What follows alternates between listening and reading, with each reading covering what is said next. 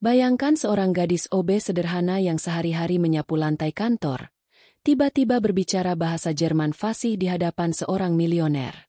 Semua orang terdiam, tak percaya dengan apa yang mereka dengar. Siapa sebenarnya gadis ini? Jangan lupa tekan tombol like. Semoga kebaikan dan keberkahan senantiasa Allah limpahkan untuk kita semua. Namanya Aisyah. Usianya 22 tahun. Tapi wajahnya sering disangka lebih tua karena lelah hidup yang menggoreskan garis-garis halus di kening dan sorot mata. Sejak hari pertama bekerja sebagai OB di kantor besar bertingkat 9 itu, Aisyah tak pernah banyak bicara. Setiap pagi datang paling awal, menyapu lantai lobi yang berkilau, menyeka meja rapat yang mewah, dan mengganti galon air tanpa diminta. Ia tidak pernah mengeluh, tak juga menuntut dihormati. Ia hanya ingin bekerja. Diam-diam, tak terlihat, dan selesai tanpa celah. Tapi justru karena terlalu diam, banyak yang salah menilai.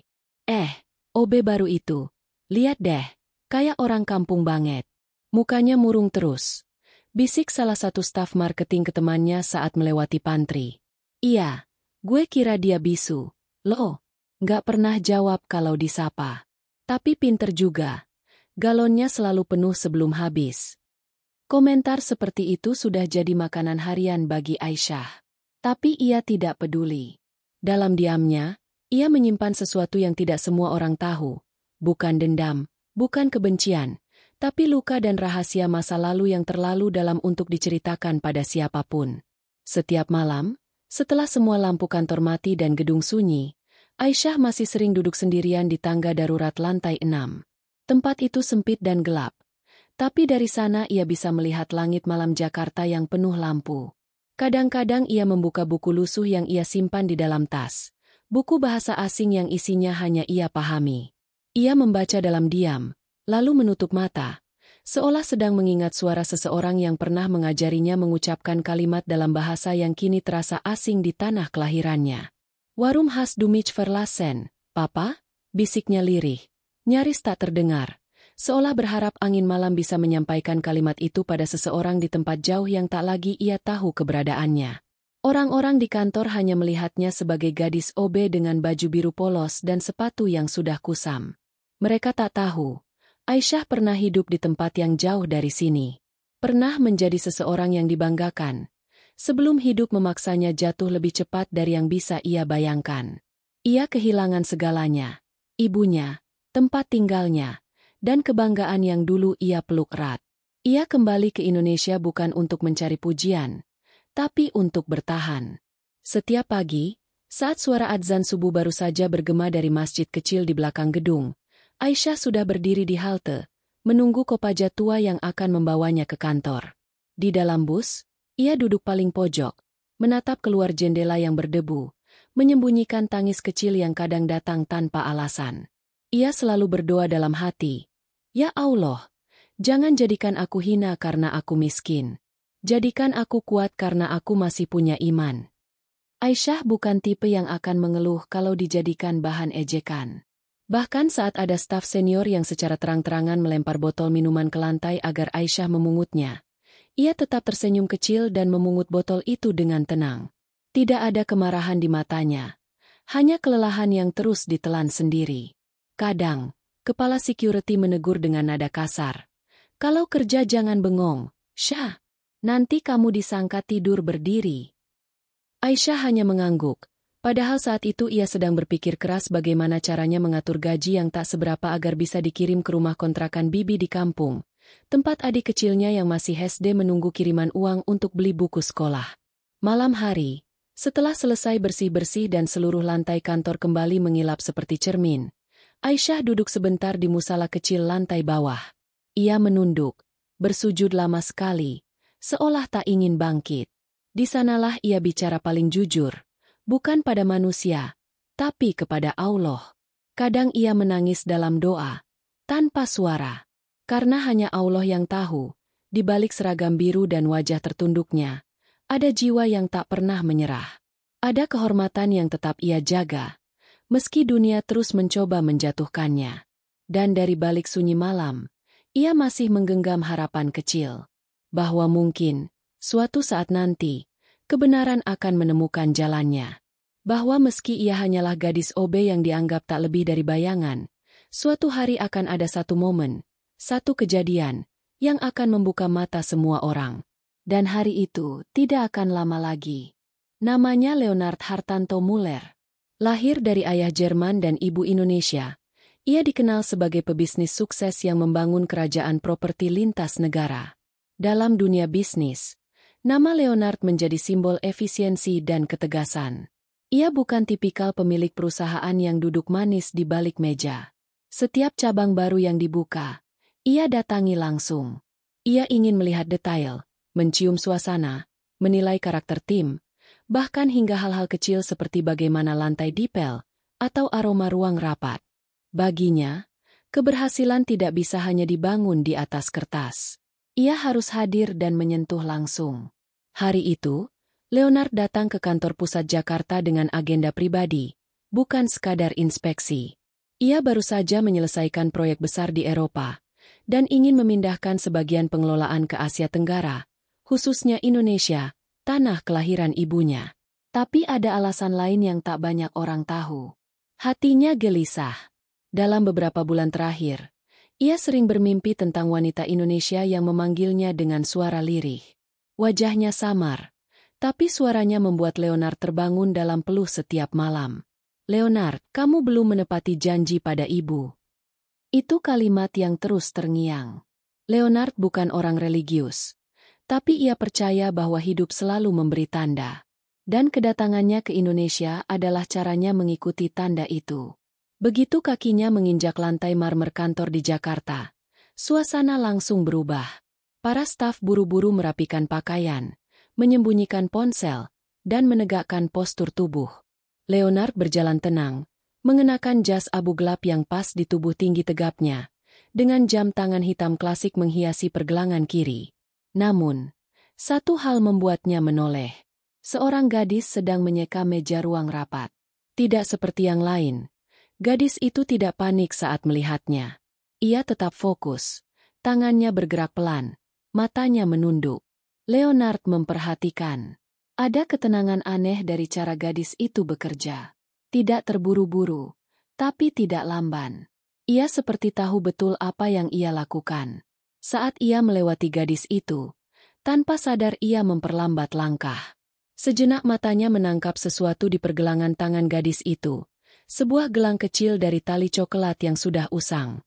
Bentuknya sederhana, tapi bagi Leonard, itu bukan gelang biasa. Jantungnya berdetak lebih cepat. Gelang itu mirip sekali dengan gelang yang dulu pernah dibuat ibunya dari tali bekas saat mereka tinggal di desa kecil di pinggiran Jerman. Ia tahu pasti, karena gelang itu hanya dibuat dua, satu untuk ibunya, satu lagi untuk seseorang yang pernah dianggap saudara sebelum menghilang tanpa kabar. Leonard melanjutkan langkahnya dengan kepala dipenuhi tanya. Tapi seperti biasa, wajahnya tetap datar. Ia tidak membiarkan emosi mengambil alih. Ia mengalihkan pikirannya ke rapat penting yang akan ia pimpin bersama mitra investor dari Jerman sore nanti. Namun, diam-diam, sosok gadis itu melekat dalam pikirannya. Di ruang direksi, Leonard duduk di kursi paling ujung, menatap layar presentasi sambil mendengarkan laporan dari kepala cabang. Tapi pikirannya tidak fokus. Setiap kali ia mencoba memperhatikan grafik, gambaran gelang dan wajah gadis OB itu kembali muncul. "Siapa nama gadis OB yang bersihkan ruang rapat tadi pagi?" tanyanya tiba-tiba, memotong jalannya presentasi. Semua orang saling pandang, kaget. Tak satu pun dari mereka yang tahu nama Aisyah. Bahkan kepala HRD pun tampak gugup. Saya akan cari tahu, Pak." Jawabnya cepat. Leonard mengangguk. Ia tidak berkata lagi. Tapi semua yang hadir tahu, pertanyaan itu bukan basa-basi. Ini bukan pertanyaan biasa dari seorang pemilik perusahaan. Dan semua jadi resah karena tidak bisa menjawabnya. Sore hari, ketika ruangan mulai sepi, Leonard berjalan sendiri ke musala kantor. Bukan untuk salat, tapi karena ia penasaran. Ia ingin tahu tempat seperti apa yang digunakan para staf bawah untuk beristirahat. Saat membuka pintu kecil itu, matanya menangkap punggung seorang gadis sedang bersujud diam-diam. Tak ada siapa-siapa selain gadis itu. Ia tidak ingin mengganggu. Tapi sekali lagi, hatinya bergetar. Dalam diam dan sujud gadis itu, ia merasakan ketulusan yang jarang ia temui di dunia yang keras ini. Ia tahu, ia tidak percaya banyak hal, tapi sore itu ia percaya. Ada yang istimewa pada gadis itu. Dan hatinya berbisik. Kita pernah terhubung. Entah bagaimana, aku merasa aku sedang melihat masa lalu ibuku berdiri di hadapan gadis itu. Leonard keluar pelan. Tak ingin membuat suara. Tapi satu keputusan sudah ia buat. Ia akan mencari tahu siapa gadis itu. Bukan karena rasa kasihan, tapi karena ia yakin tak ada pertemuan yang benar-benar kebetulan. Pagi itu, suasana kantor terasa berbeda. Rapat besar dengan mitra investor dari Jerman akan segera dimulai. Leonard duduk di ruang rapat utama yang luas. Dindingnya dilapisi panel kayu elegan dan jendela kaca lebar yang menampakkan gedung-gedung tinggi Jakarta. Semua pimpinan cabang hadir, mengenakan jas rapi dan wajah penuh tekanan. Di ujung ruangan, layar besar menampilkan materi presentasi berbahasa Inggris dan Jerman. Seorang wanita bernama Clara, penerjemah profesional yang biasa mendampingi Leonard dalam pertemuan dengan investor Eropa, seharusnya hadir pagi itu. Tapi beberapa menit sebelum rapat dimulai, sebuah kabar datang menghantam persiapan semua orang. Pak Leonard, maaf, kami baru dapat kabar. Clara mendadak dirawat di rumah sakit. Serangan lambung akut, ujar salah satu staf. Wajahnya pucat. Leonard menoleh perlahan. Ekspresinya tetap tenang meski matanya mengisyaratkan kekecewaan. Tidak ada penerjemah cadangan. Tidak ada, Pak. Clara biasanya menangani langsung. Dan semua materi hari ini sangat teknis. Kami tidak punya orang lain yang menguasai dua bahasa itu. Jawabnya pelan. Seisi ruangan mulai panik. Suara gumaman terdengar. Salah satu direktur terlihat berkeringat dingin. Pertemuan itu sangat penting. Bukan hanya soal modal besar yang akan ditanamkan, tapi juga tentang kepercayaan jangka panjang antara dua negara. Kesalahan dalam penyampaian bisa merusak semuanya. Leonard menatap jam tangannya. Investor dari Jerman sudah dalam perjalanan. Waktu terlalu sempit untuk mencari solusi dari luar. Tiba-tiba, dari arah belakang, terdengar suara lembut namun jelas. Maaf, Pak, saya bisa bantu. Semua kepala menoleh bersamaan. Aisyah berdiri di ambang pintu, masih mengenakan seragam OB warna biru yang sedikit lusuh. Di tangannya masih tergenggam lap microfiber yang basah. Wajahnya datar, tapi sorot matanya tenang. Ia tidak tampak ragu.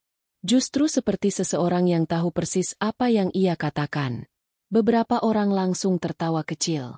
Salah satu staf wanita menutupi mulut sambil berbisik ke temannya. Apa si OB ini gila? Mau nerjemahin rapat sebesar ini? Tapi Leonard menatapnya tanpa senyum. Matanya mengunci wajah Aisyah. Kamu bisa bahasa Jerman? Aisyah mengangguk perlahan. Ya, Pak. Saya pernah tinggal di Jerman. Dan saya paham struktur bahasa bisnis. Kalau diizinkan, saya bersedia bantu. Suasana langsung hening. Tidak ada yang berani bicara. Hanya detik jam dinding yang terdengar nyaring di antara degup jantung yang mulai tak menentu. Leonard tidak langsung menjawab. Tapi matanya seperti sedang mengurai lapisan-lapisan rahasia yang selama ini tersembunyi dalam diam Aisyah. Ia mengangguk pelan. Baik, kamu duduk di sebelah saya. Tapi satu kesalahan, dan kita berhenti. Aisyah mengangguk. Siap, Pak. Beberapa menit kemudian, para tamu dari Jerman tiba. Mereka masuk dengan senyum sopan, lalu duduk di seberang Leonard. Di antara mereka ada direktur utama dari Frankfurt, pria parubaya bernama Herr Steinberg, sosok yang dikenal galak dan tidak sabaran jika terjadi miskomunikasi. Rapat dimulai. Leonard membuka dengan kalimat pengantar. Dan Aisyah, tanpa gugup sedikit pun, menerjemahkan setiap kata dengan artikulasi yang nyaris sempurna. Nada suaranya terukur, logatnya khas native Jerman, dan intonasinya pas. Ia tidak hanya menerjemahkan kata demi kata, tapi juga menyampaikan nuansa dan konteks dengan presisi yang membuat ruangan terdiam. Para investor saling pandang. Herr Steinberg yang awalnya bersikap kaku mulai mengangguk, lalu tersenyum kecil. Beberapa kali, ia menatap Aisyah langsung dan berkata, "Sehr gut, sehr präzise." Sangat baik, sangat presisi. Para petinggi kantor yang sebelumnya mencibir, kini menunduk. Mereka menyaksikan sesuatu yang tak pernah mereka duga. Gadis OB yang selama ini mereka remehkan, kini duduk sejajar dengan Leonard, berbicara bahasa asing yang hanya sedikit orang Indonesia kuasai. Salah satu manajer nyaris terjatuh dari kursinya ketika Aisyah menjawab pertanyaan teknis tentang strategi merger menggunakan istilah hukum dalam bahasa Jerman. Leonard diam. Tangannya bertaut di depan dagu. Matanya tak beranjak dari Aisyah. Ia bukan sekadar terkejut. Ada sesuatu yang lebih dalam, seperti rasa kehilangan yang akhirnya menemukan petunjuknya kembali. Ia menahan diri untuk tidak bertanya saat itu juga. Rapat berlangsung lancar. Bahkan lebih baik dari yang pernah Leonard bayangkan. Di akhir pertemuan, Herr Steinberg berdiri dan berkata langsung dalam bahasa Jerman kepada Leonard. "Penerjemah Anda sangat luar biasa. Saya merasa seperti sedang bicara dengan kolega lama di Berlin." "Siapa dia sebenarnya?" Leonard hanya menjawab pendek, masih menatap Aisyah. "Saya juga sedang mencari tahu." Setelah para tamu pergi dan ruangan kembali sepi, Aisyah berdiri. Ia membungkuk hormat dan berkata pelan, "Maaf kalau saya lancang, Pak. Tapi saya hanya ingin membantu." Leonard memandangnya tajam. Lalu berkata, "Mulai sekarang, kamu tidak akan lagi dianggap hanya sebagai petugas kebersihan." Tapi sebelum Aisyah bisa menjawab, ia sudah melangkah keluar. Aisyah terdiam. Dalam diam itu, hatinya bergetar. Ia bukan takut. Tapi ada sesuatu yang lebih menakutkan. Masa lalu yang perlahan mulai terbuka, tanpa ia bisa menghentikannya. Sejak kejadian pagi itu, suasana kantor berubah drastis. Ruang pantry yang biasanya dipenuhi obrolan ringan kini menjadi ladang bisik-bisik tajam yang menampar tanpa suara. Nama Aisyah disebut di hampir setiap sudut ruangan, bukan lagi sebagai OB pemalu, tapi sebagai teka-teki yang membuat semua orang bingung, gelisah, bahkan takut. "Gimana bisa OB bisa ngomong Jerman segitu lancarnya, sih?" bisik Mira, sekretaris marketing, sambil menyeduh kopi. "Aneh banget. Jangan-jangan dia mata-mata atau apalah. Mana tahu dia nyamar." balas Andi, staf keuangan, dengan nada curiga. Sebagian mencoba memuji. Tapi pujian itu seperti bunga plastik, terlihat indah, tapi dingin dan tak tulus. "Wah, Aisyah hebat ya. Selama ini ternyata pintar," ucap salah satu manajer sambil tersenyum palsu, lalu melirik rekan sebelahnya dan mengedipkan mata. Mereka tertawa pelan, menyindir tanpa suara. Aisyah tahu. Ia mendengar semuanya. Ia merasakan perubahan sikap orang-orang yang dulu tak pernah menyapanya. Kini pura-pura ramah. Tapi di balik senyum itu, ia bisa membedakan siapa yang benar-benar kagum, dan siapa yang sekadar menyimpan kecurigaan. Di meja cleaning service, Taslim, petugas OB senior, menghela napas sambil menepuk bahu Aisyah. "Syah, kamu hati-hati, ya. Orang kalau udah nggak bisa menjatuhkan, biasanya mulai menusuk dari belakang. Jangan terlalu sering kelihatan pintar di depan mereka. Dunia ini gak suka kalau yang dianggap kecil tiba-tiba berdiri di tengah." Aisyah hanya mengangguk. Tidak banyak kata. Tapi hatinya berat. Ia tidak pernah berniat mencuri sorotan. Tidak pernah ingin duduk di kursi penting. Yang ia inginkan hanya bekerja tenang, menyambung hidup, mengumpulkan sedikit demi sedikit sisa-sisa harga diri yang sempat terhempas. Tapi takdir memang tak selalu berjalan sesuai rencana manusia. Sejak hari itu, banyak mata mengikuti geraknya. Bahkan hal kecil seperti ia membuka pintu ruang arsip atau berdiri terlalu lama di depan lift bisa menimbulkan gunjingan. Yang lebih menyakitkan, sebagian petinggi kantor mulai resah. Mereka tidak suka melihat Leonard mulai memperhatikan Aisyah lebih dari sekadar OB biasa. Beberapa bahkan mulai menganggap Aisyah sebagai ancaman, bukan karena posisi, tapi karena sesuatu yang tak mereka pahami, pengaruh diam-diam yang muncul dari ketulusan dan kecerdasan. Pada sore hari, Aisyah dipanggil ke ruang HRD. "Kami hanya ingin memastikan, Kamu memang lulusan mana? Tanya kepala HRD sambil menatap Aisyah dengan senyum penuh tanda tanya. Aisyah menarik napas. Saya tidak sempat lulus. Tapi saya sempat belajar di Technische Universität München. Jurusan linguistik. Tatapan sang kepala HRD berubah. Kenapa tidak tulis itu di formulir lamaran kerja dulu? Saya tidak ingin dikenali. Saya butuh pekerjaan cepat. Saat itu saya sedang lari dari sesuatu, jawab Aisyah pelan. Kepala HRD diam sejenak. Lalu mengangguk. Kami tidak menuduh apapun. Tapi mulai sekarang, kamu akan banyak diperhatikan. Hati-hati. Peringatan itu terdengar lebih seperti ancaman terselubung. Di malam yang sama, Aisyah pulang lebih lambat dari biasa. Langkahnya lelah, dan hati terasa kosong. Ia berjalan kaki melewati gang sempit menuju kosannya, dengan seragam biru yang masih dipenuhi debu kantor. Tiba-tiba, dari arah belakang, terdengar suara motor menderu keras, lalu seseorang berteriak. Jangan sok pintar lu, OB jadi-jadian. Sebuah batu kecil melayang dan mengenai tas Aisyah. Ia hampir terjatuh. Tapi ia tidak berbalik. Ia hanya berdiri diam, tangan menggenggam erat tali tasnya, mata menatap lurus ke depan. Air mata jatuh diam-diam. Bukan karena takut, tapi karena luka lama yang belum sembuh. Kini seperti dikoyak kembali. Ya Allah, gumamnya lirih. Kalau ini cobaan, jangan biarkan aku menyerah. Tapi kalau ini cara MU untuk menguji keikhlasan, kuatkan aku. Jangan biarkan aku membenci mereka.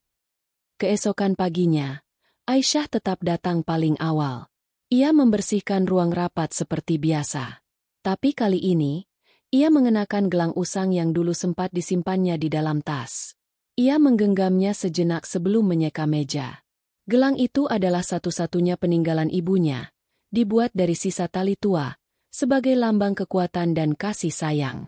Ia memakainya bukan untuk pamer, tapi untuk mengingatkan diri bahwa ia tidak pernah sendiri, bahwa ada cinta yang pernah menjaganya, dan kini ia harus menjaganya sendiri dalam diam. Dan dari balik kaca ruangan di lantai atas, Leonard memperhatikannya. Diam-diam, penuh tanya, karena ia pun belum tahu bahwa jawaban dari semua rahasia itu sebenarnya sedang berdiri hanya beberapa meter dari tempatnya berdiri. Hidup Aisyah ibarat buku yang halamannya pernah dicabik, dibuang, lalu dijilid ulang oleh takdir dengan cerita baru yang tak pernah ia pilih. Tapi bagaimanapun ia berusaha menyembunyikan halaman-halaman lama itu, takdir rupanya punya cara sendiri untuk membukanya satu persatu. Dan kini, satu persatu orang mulai bertanya, siapa sebenarnya gadis itu? Sejak rapat yang membuat semua orang terdiam itu, nama Aisyah tidak pernah benar-benar surut dari bibir para karyawan. Tapi bukan hanya mereka yang resah. Hati Aisyah sendiri pun mulai goyah. Ia tahu terlalu banyak mata mengawasi. Ia tahu langkahnya kini lebih berat dari sebelumnya. Dan yang lebih menyakitkan, rahasia yang ia pertahankan dengan susah payah, mulai retak. Sore itu, saat membersihkan perpustakaan kantor, tempat yang jarang dipakai, Aisyah membuka sebuah buku tua yang tertutup debu. Saat membuka halaman pertama, dadanya berguncang. Di sana tertempel label perpustakaan yang bertuliskan nama kampus tempat ia pernah belajar dulu, Technische Universität München. Tangannya gemetar. Ia menutup buku itu perlahan, menunduk, lalu terduduk di lantai yang dingin. Kenangan lama menyerbu seperti air bah. Ia bukan sekadar gadis biasa dari Indonesia. Ia adalah anak dari pasangan yang tak biasa. Ayahnya, seorang profesor bahasa dari Jerman, dan ibunya, guru mengaji dari kampung kecil di Jawa Timur, pernah membesarkannya dalam rumah kecil di pinggiran München, dengan kasih sayang yang tak berlimpah harta, tapi penuh ilmu dan iman. Aisyah ingat betul, ayahnya selalu berkata dalam bahasa Jerman, Sprache ist Macht, meine Tochter. Wenn du Sprache verstehst, verstehst du die Welt. Bahasa adalah kekuatan, putriku. Jika kamu memahami bahasa, kamu memahami dunia. Namun dunia yang ia pahami waktu itu tak bertahan lama. Ketika Aisyah berusia 14 tahun, ibunya sakit parah dan wafat di tanah rantau. Ayahnya berubah. Dinginnya musim salju seolah masuk ke dalam jiwanya. Ia tenggelam dalam kesedihan, dan suatu malam, menghilang begitu saja tanpa kabar. Pemerintah Jerman membawa Aisyah ke Pusat Perlindungan Anak Internasional. Tapi karena status hukum ibunya yang belum sempurna, Aisyah dipulangkan ke Indonesia oleh kedutaan. Sendirian. Ia masih ingat malam saat mendarat di Bandara Soekarno-Hatta. Tidak ada yang menjemput. Ia hanya membawa satu koper kecil dan selembar kertas alamat rumah seorang bibi jauh di pinggiran kota. Disitulah hidupnya benar-benar dimulai dari nol. Namun Aisyah bukan anak yang mudah menyerah.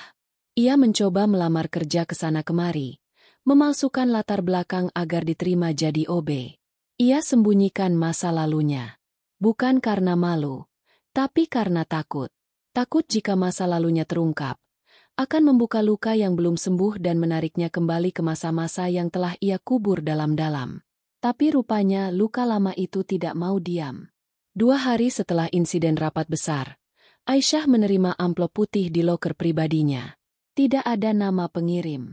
Di dalamnya hanya ada satu lembar fotokopi halaman skripsi tua dan di pojok kanan bawah tertera, Aisyah Muller, Linguistik Terapan, 2016. Tangan Aisyah kembali bergetar. Ia mengenali tulisan tangan itu. Seseorang sedang menggali masa lalunya. Tapi siapa? Malam itu, ia tak bisa tidur. Di kamar kos sempit beratapkan seng, Aisyah duduk termenung di dekat jendela kecil yang hanya setinggi siku. Lampu jalan berpendar redup. Matanya sembab, tapi bukan karena takut kehilangan pekerjaan, melainkan karena bayang-bayang masa lalu yang belum selesai. Ia menulis dalam buku kecilnya. Allah, jika aku harus berdiri di antara dua dunia, yang dulu dan sekarang, jangan biarkan aku terombang-ambing. Jika orang-orang mulai menggali siapa aku, tolong jaga lisanku agar tetap jujur. Dan jika dunia ini memang ingin aku membuka kembali luka yang lama, maka berilah aku dada yang lebih luas untuk menampung sakitnya. Keesokan harinya, Aisyah dipanggil ke ruang Leonard. Bukan sebagai OB, tapi sebagai penerjemah baru yang ditugaskan langsung untuk proyek kerja sama lintas negara. Perintah langsung dari Leonard. Langkah Aisyah terasa berat.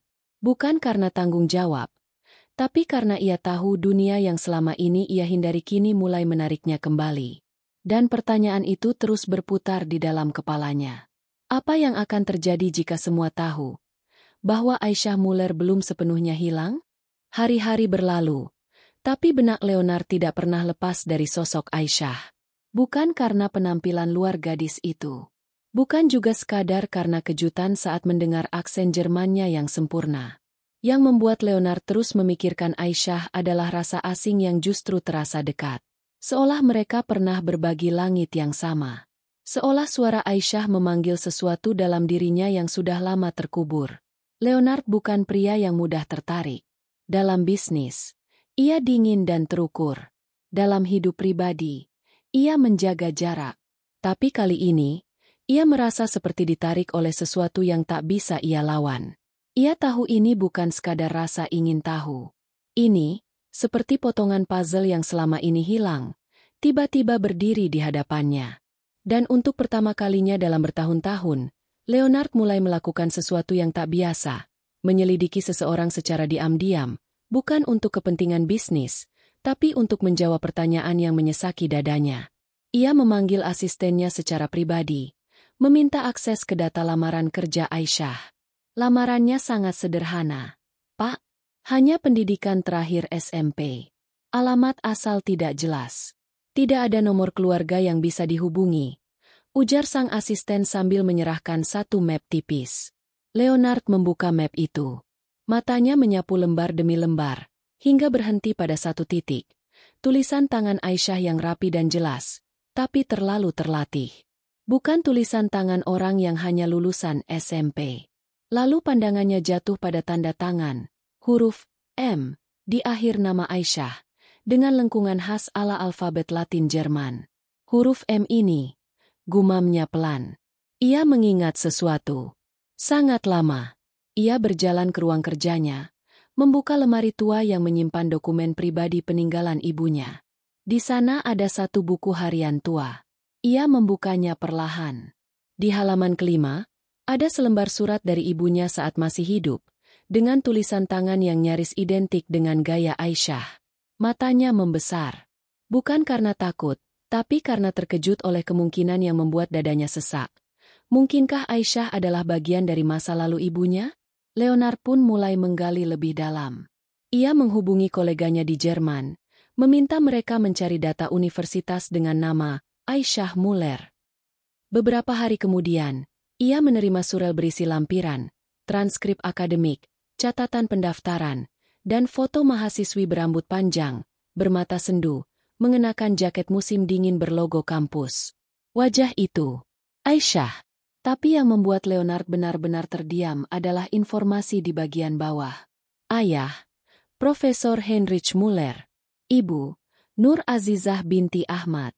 Alamat terakhir, Munchen, Jerman. Tahun menghilang, 2016.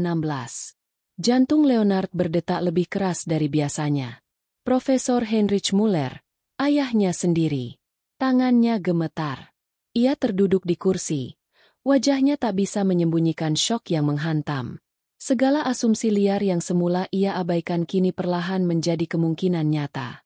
Jika semua ini benar, maka Aisyah bukan sekadar gadis ajaib yang tiba-tiba muncul. Ia adalah adik tirinya, anak dari ayahnya yang lain. Anak yang tak pernah ia tahu keberadaannya. Anak dari pernikahan yang disembunyikan. Seluruh tubuhnya terasa ringan dan berat sekaligus. Leonard mencoba menarik napas, tapi rasanya tak cukup.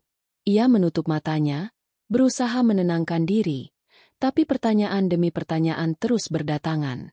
Kenapa ayahnya tidak pernah cerita? Kenapa ibunya tidak pernah mengungkapkan? Dan yang paling menyayat, bagaimana Aisyah menjalani hidup selama ini, sementara darah yang sama mengalir di tubuh mereka? Malamnya, Leonard duduk sendirian di balkon apartemennya, menatap lampu kota yang berkedip-kedip seperti bintang gugur. Tangannya memegang segelas air putih, bukan wine seperti biasanya. Ia merasa tidak layak merayakan apapun malam itu. Ia merasa berdosa. Terlalu lama hidup dalam kemewahan, sementara mungkin saja adik kandungnya membersihkan lantai di gedung miliknya sendiri.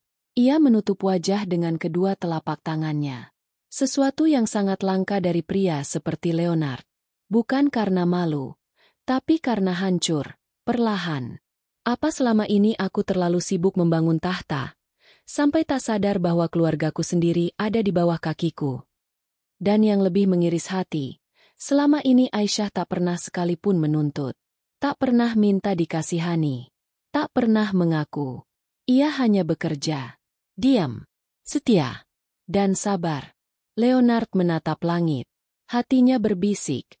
Lirih. Ya Allah, kalau benar dia saudaraku, aku mohon beri aku waktu untuk menebus semua ini. Aku bukan orang yang tahu cara mencintai, tapi kali ini, jangan biarkan aku kehilangan seseorang yang baru saja kutemukan. Keesokan harinya, Leonard datang ke kantor lebih pagi dari biasanya. Ia melewati ruangan demi ruangan, tapi pandangannya hanya mencari satu sosok, Aisyah. Tapi hari itu, Aisyah tidak terlihat. Untuk pertama kalinya, Leonard merasa ada yang kosong di gedung yang selama ini ia kuasai.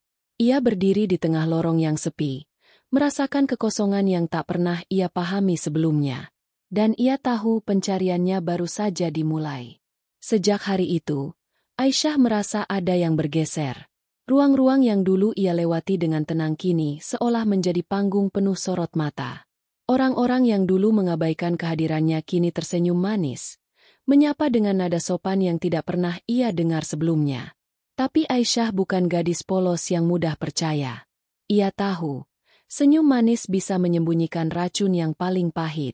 Di balik pujian yang berserakan, ia mulai merasakan tekanan yang datang dari arah lain, bisik-bisik licik, tatapan curiga, dan perlakuan pasif-agresif yang menampar diam-diam. Pinter banget ya sekarang obenya. Sampai bisa nerjemahin dokumen penting. Hebat. Ucap salah satu staf dengan nada tajam saat Aisyah melintas di pantry. Matanya menyapu Aisyah dari ujung kaki hingga kepala. Seperti sedang menilai apakah gadis itu layak berjalan sejajar dengan mereka. Jangan-jangan dia pura-pura miskin. Biar dapat perhatian Pak Leonard. Bisik yang lain. Dan yang paling menusuk. Kalau OB bisa duduk di ruang meeting, kita-kita ini yang lulusan universitas ternama harus ngapain lagi? Ganti profesi jadi cleaning service aja kali. Ya. Aisyah mendengar semua itu. Tak satu pun luput dari telinganya. Tapi ia tetap diam.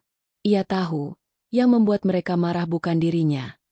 Tapi kenyataan bahwa mereka tak bisa lagi menempatkannya di bawah. Namun diam Aisyah justru memperburuk situasi. Hari demi hari, ia mulai mengalami tekanan secara sistematis. Meja kerjanya di ruang belakang dipindah sepihak. Akses ke pantry dikunci untuk efisiensi staf. Bahkan alat kebersihan yang biasa ia gunakan tiba-tiba hilang entah kemana. Memaksanya meminjam dari OB lain yang diam-diam menjauh darinya. Yang paling menyakitkan, beberapa berkas penting proyek terjemahan tiba-tiba raib dari mejanya, dan ia dituduh ceroboh. Saat Aisyah mencoba menjelaskan, seorang manajer wanita memotongnya dengan suara tajam. Kamu itu OB. Syah. Jangan lupa posisi. Meskipun sekarang kamu bantu nerjemahin, bukan berarti kamu lebih tinggi dari yang lain. Kita semua punya tempat. Kalimat itu mengguncang Aisyah lebih dari yang ia kira. Bukan karena penghinaan, tapi karena nada suara itu mengandung ancaman. Dan Aisyah sadar, ini bukan sekadar kecemburuan biasa. Ini perang status. Perang antara wajah sederhana dan ego-ego yang terusik. Di tengah tekanan yang semakin berat, satu-satunya tempat Aisyah bisa bernapas adalah musala kecil di lantai bawah. Di sana, ia duduk lama setelah salat zuhur. Tangannya menutup wajah. Air matanya mengalir pelan. Tak bisa ditahan. Ya Allah, kalau engkau tak ingin aku naik, jangan biarkan aku sombong. Tapi kalau engkau memang sedang mengangkatku, maka tolong, lindungi aku dari manusia yang ingin menjatuhkanku. Sore itu, tanpa suara, Leonard turun dari lantai atas dan melihat Aisyah duduk sendiri di tangga darurat. Ia tak menyapanya. Ia hanya berdiri beberapa meter di belakang, memerhatikan gadis itu dari kejauhan. Hatinya tergerak. Ia tahu Aisyah sedang menanggung beban besar, dan sebagian besar karena dirinya. Sejak ia menunjuk Aisyah sebagai penerjemah utama proyek lintas negara, kantor menjadi medan yang tak lagi aman bagi gadis itu. Namun Leonard tidak bisa sembarangan mengungkapkan apa yang ia ketahui. Ia belum siap, dan Aisyah belum tahu. Hari Jumat sore, kabar mengejutkan menyebar. Salah satu manajer melaporkan Aisyah ke HRD karena dianggap melampaui wewenang dan mengakses dokumen internal yang seharusnya tidak diketahui OB. Tanpa diberi kesempatan menjelaskan, Aisyah diminta menandatangani surat peringatan. Tangannya gemetar memegang pulpen. Matanya menatap nama-nama di surat itu. Tertulis jelas para atasan yang menuduhnya. Sebagian besar adalah orang yang dulu memujinya di depan. Tapi Aisyah tidak menangis. Ia meletakkan pulpen, menatap lurus kepala HRD, dan berkata pelan, "Saya akan tanda tangan, kalau memang ini yang Bapak Ibu inginkan. Tapi saya ingin bilang satu hal. Saya tidak pernah minta dihormati. Saya hanya minta ruang untuk bekerja tanpa dijatuhkan. Saya tidak pernah mengambil apapun dari siapapun. Kalau keberadaan saya mengganggu kenyamanan orang lain, saya siap pergi. Tapi izinkan saya tetap menjaga kehormatan saya." Kalimat itu menggema. Sunyi menyergap ruangan. Dan saat Aisyah berdiri untuk pergi, diam-diam Leonard yang sejak tadi memantau dari ruang sebelah, mengepalkan tangannya. Ia tahu, ia tak bisa diam lebih lama lagi. Malam itu, di kosan yang sempit, Aisyah duduk memandangi lampu kecil yang menggantung di langit-langit. Tubuhnya lelah, hatinya perih, tapi ia tetap bersujud sebelum tidur, dengan doa yang pelan, namun tajam. Allah, kalau aku harus kalah hari ini, jangan biarkan aku kalah dari diriku sendiri. Jangan biarkan aku berubah jadi mereka, yang menginjak hanya karena takut tersaingi. Biarkan aku tetap menjadi Aisyah, yang dulu engkau ajarkan untuk sabar, bahkan saat semua pintu ditutup di hadapan wajah. Ia menutup mata. Tapi ia tidak tahu, pintu yang selama ini ditutup rapat oleh manusia, kini mulai terbuka lebar oleh takdir yang tak bisa dihentikan siapapun. Langit Jakarta sore itu dipenuhi awan kelabu, seperti mencerminkan perasaan Aisyah yang sedang remuk tapi tak tahu harus kemana membawa kepingan-kepingannya. Hatinya penuh tanya, namun ia terlalu lelah untuk mencari jawabannya. Setelah kejadian di ruang HRD, ia memutuskan untuk tidak langsung pulang. Ia duduk diam di pojok musala, memejamkan mata sambil meremas tas kecilnya. Tiba-tiba, seseorang berdiri di ambang pintu. Aisyah. Suara itu terdengar dalam, tenang, namun membawa getar yang membuat Aisyah menoleh. Leonard. Untuk pertama kalinya, pria yang selama ini hanya ia lihat dari jauh, dengan jas mahal, langkah tenang, dan tatapan yang tak bisa ditebak, kini berdiri beberapa meter darinya, tanpa sekretaris, tanpa pengawal, tanpa jarak. Hanya dirinya sendiri. Aisyah buru-buru berdiri. Ia menunduk sopan. Maaf, Pak. Saya hanya mampir sebentar. Leonard mengangkat tangan pelan, memberi isyarat bahwa ia tidak datang untuk menegur. Saya tahu. Sejenak, keheningan menggantung di antara mereka. Hanya suara azan maghrib dari kejauhan yang terdengar sayup. Aku ingin bicara. Tapi bukan sebagai atasan, ujar Leonard pelan. Sebagai seseorang yang merasa punya banyak pertanyaan. Aisyah menatap pria itu. Bingung. Ia ingin menolak. Tapi ia tahu, kali ini bukan saatnya untuk lari. Ia hanya mengangguk pelan. Mereka duduk di kursi panjang dekat jendela kecil di koridor belakang. Angin sore masuk perlahan, membawa aroma hujan yang belum turun. Aku sudah lihat laporan HRD, ucap Leonard. Aku tahu apa yang terjadi. Dan aku tahu kamu tidak bersalah. Aisyah menarik napas dalam. Terima kasih, Pak. Tapi saya tidak berharap dibela. Saya tahu tempat saya. Leonard menoleh, menatapnya dalam-dalam. Tempat? Siapa yang menentukan tempatmu? Aisyah terdiam. Pertanyaan itu menusuknya lebih dari yang ia kira. Leonard melanjutkan. Sejak kamu muncul di rapat itu, aku tidak bisa berhenti berpikir. Bukan cuma karena kemampuanmu, tapi karena ada sesuatu dalam dirimu yang terasa sangat akrab. Aisyah menunduk.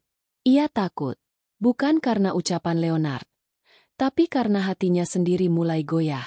Ia merasa nyaman, dan kenyamanan itu membuatnya rapuh. Aku tahu aku tak punya hak menanyakan hal ini, ujar Leonard. Tapi siapa kamu sebenarnya, Aisyah? Aisyah terdiam lama.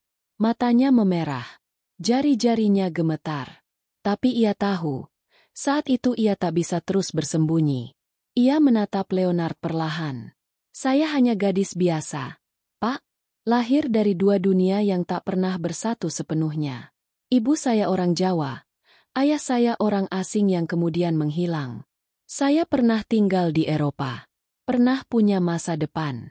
Tapi semua itu hilang sejak ibu saya meninggal. Leonard menelan ludah. Ia tahu setiap kata Aisyah mengarah ke jawaban yang selama ini ia cari. Tapi ia tidak ingin buru-buru. Ia ingin membiarkan Aisyah bercerita dengan cara dan waktu yang ia pilih. Saya dibawa pulang ke Indonesia saat masih remaja. Tidak ada yang menjemput. Saya hidup dari belas kasih seorang bibi, yang akhirnya meninggal juga karena stroke. Sejak itu, saya hanya hidup untuk bertahan. Sampai akhirnya saya melamar jadi OB di sini. Lanjut Aisyah. Suaranya nyaris bergetar. Leonard menunduk. Ia tidak bisa menyembunyikan air matanya lagi. Tapi ia menahannya. Hanya menyeka ujung matanya dengan tangan. Ia tahu, Aisyah tidak butuh belas kasihan. Ia hanya butuh didengar. Saya tidak ingin mengungkap siapa saya. Bukan karena saya malu. Tapi karena saya takut dianggap sombong. Saya hanya ingin hidup tenang. Tutup Aisyah. Dan di sanalah mereka duduk. Dua manusia dari masa lalu yang sama, tapi berjalan di arah yang berbeda. Kini dipertemukan oleh sesuatu yang lebih besar dari sekadar pekerjaan. Takdir. Leonard ingin bicara. Ingin mengaku. Tapi ada sesuatu dalam dirinya yang menahannya. Ia takut, jika ia terburu-buru mengungkap kebenaran, Aisyah akan merasa dikhianati. Ia ingin memastikan bahwa jika kebenaran itu keluar, bukan karena ambisi, tapi karena kepercayaan. Terima kasih, Aisyah, ucap Leonard akhirnya. Terima kasih karena kamu tetap kuat, meski banyak orang menjatuhkanmu. Aisyah tersenyum kecil. Saya hanya percaya, Pak, bahwa Allah tidak tidur. Meskipun semua pintu dunia tertutup, pintunya tetap terbuka. Kalimat itu menghantam Leonard seperti tamparan halus. Ia tersenyum, lalu berdiri. Aku akan pastikan kamu tidak lagi berjalan sendirian, ujarnya pelan, sebelum melangkah pergi. Dan saat langkah Leonard menghilang di balik koridor, Aisyah menyandarkan kepalanya ke dinding. Untuk pertama kalinya setelah sekian lama, ia merasa tidak sendiri. Tapi ia belum tahu bahwa langkah-langkah kecil menuju kebenaran sedang berjalan cepat ke arahnya. Hari itu dimulai seperti biasa. Langit cerah, matahari bersinar hangat, dan gedung megah milik Leonard Muller Group tampak tenang dari luar. Tapi di dalamnya, tak ada yang tahu bahwa badai besar sedang menunggu waktu untuk meledak.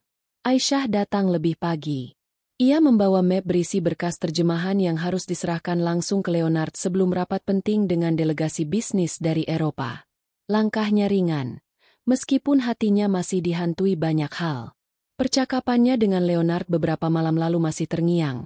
Tatapan pria itu, suaranya, dan pernyataannya bahwa Aisyah tak akan dibiarkan berjalan sendirian lagi.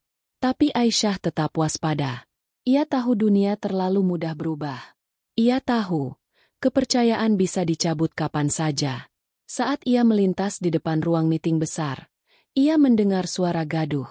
Sejumlah staf berdiri mengerumuni meja resepsionis, menatap layar tablet yang memperlihatkan berita dari sebuah media Jerman. Aisyah berhenti sejenak, melihat dari jauh. Ini serius, bisik seorang staf. Lihat foto ini. Wajahnya sama persis. Nama belakangnya Muller. Ini pasti dia. Aisyah mendekat. Tapi sebelum sempat bertanya, salah satu dari mereka menoleh cepat ke arahnya dan langsung terdiam. Wajah mereka pucat. Dan dalam sekejap, semua mata tertuju padanya. Aisyah merasa tubuhnya membeku. Ia perlahan melangkah maju, menatap layar itu. Di sana tertulis, misteri anak Profesor Heinrich Muller terpecahkan? Mahasiswi hilang bernama Aisyah Muller diduga bekerja di perusahaan Asia. Di bawahnya, terpampang fotonya. Wajahnya saat masih berusia 17 tahun, mengenakan jaket musim dingin, tersenyum malu-malu ke kamera. Foto itu diambil saat acara kelulusan di Munchen. Foto yang seharusnya hanya ada di dokumen pribadi. Tangannya langsung melemas. Napasnya tercekat. Ia tidak tahu siapa yang menyebarkan berita itu. Tapi ia tahu, rahasia yang ia jaga selama ini kini terbuka di hadapan semua orang. Aisyah, kamu? Suara Mira terdengar pelan. Beneran kamu anak profesor itu? Kamu bohong dari awal. Jadi kamu bukan OB? Kamu anak orang kaya yang nyamar, ya? Satu persatu pertanyaan menyerbu, tak memberinya ruang untuk berpikir. Aisyah melangkah mundur, wajahnya pucat, matanya berkaca-kaca.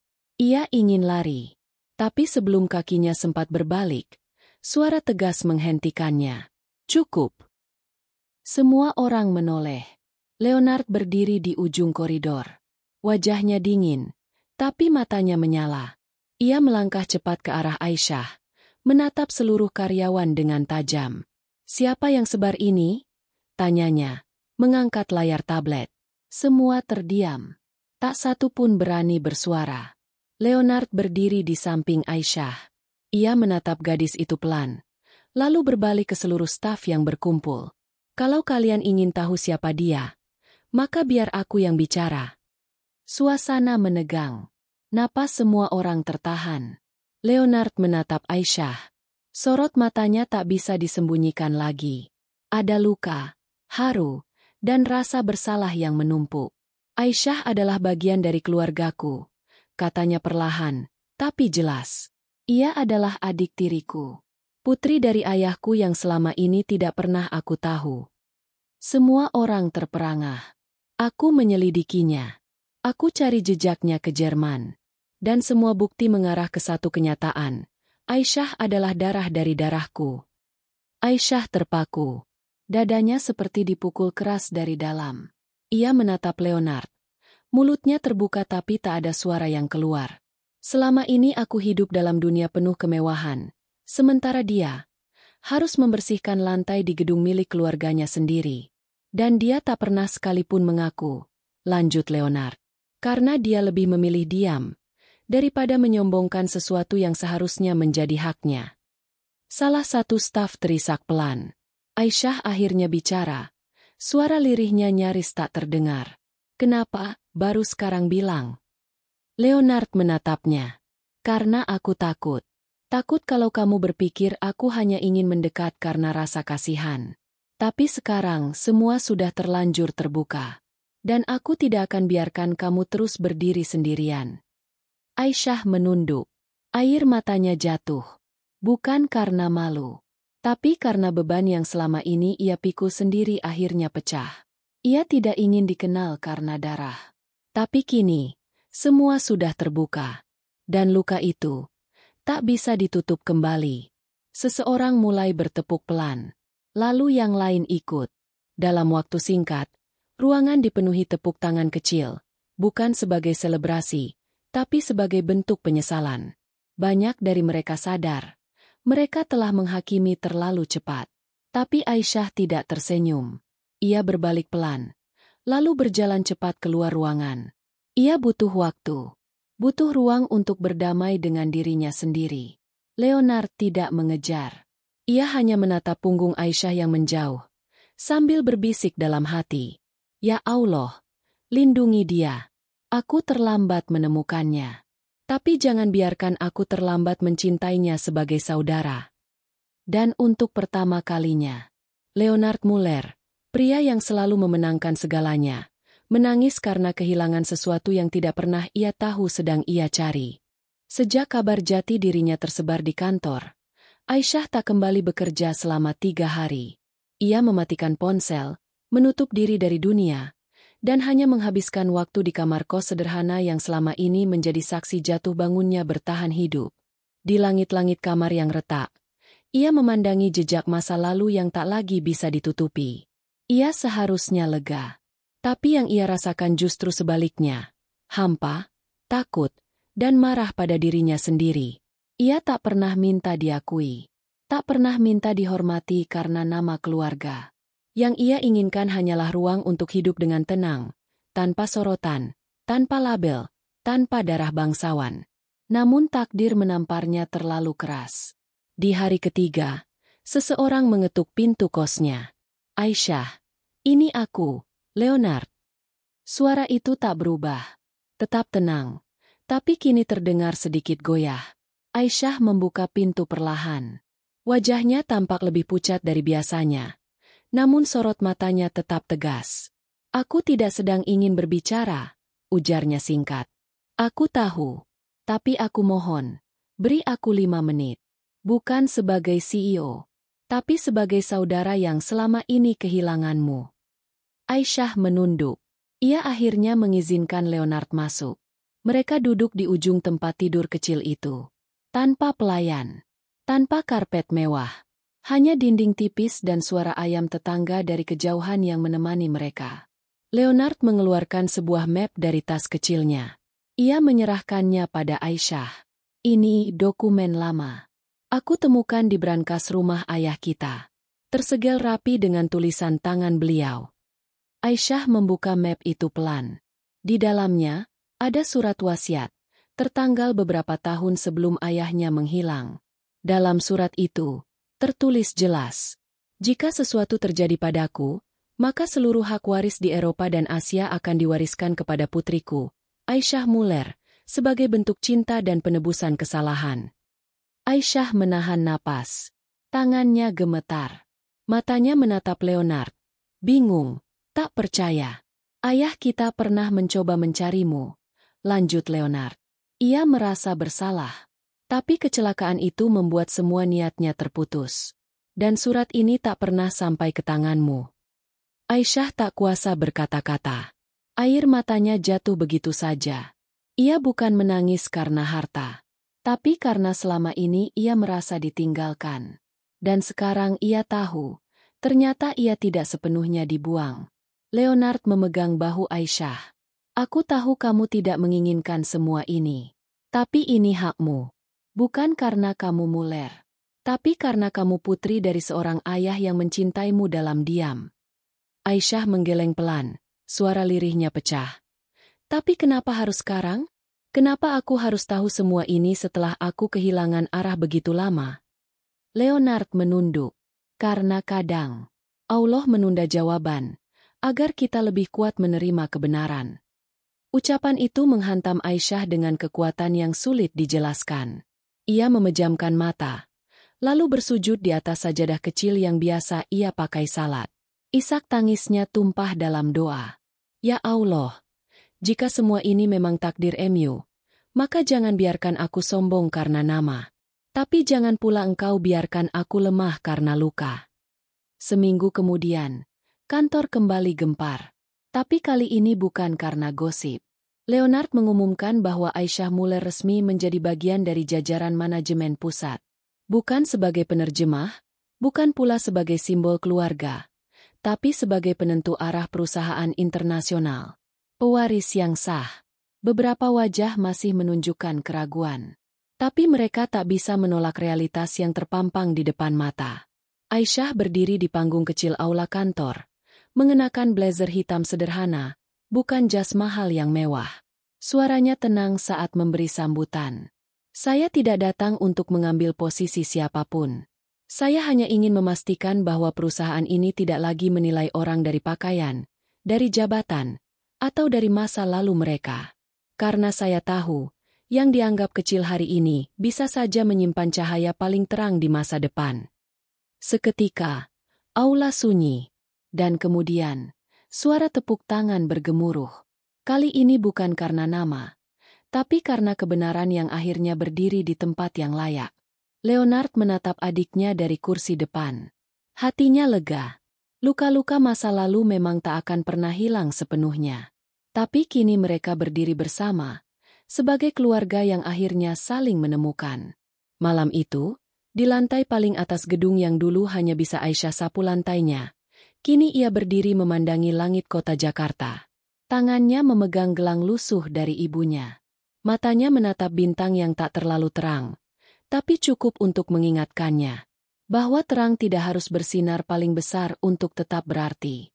Ia tersenyum pelan. Aku sudah sampai, Bu. Tapi bukan karena warisan. Bukan karena nama. Aku sampai karena tidak pernah berhenti percaya bahwa Allah tak akan membiarkanku jatuh sendirian. Dan malam pun menyelimuti langit kota dengan tenang.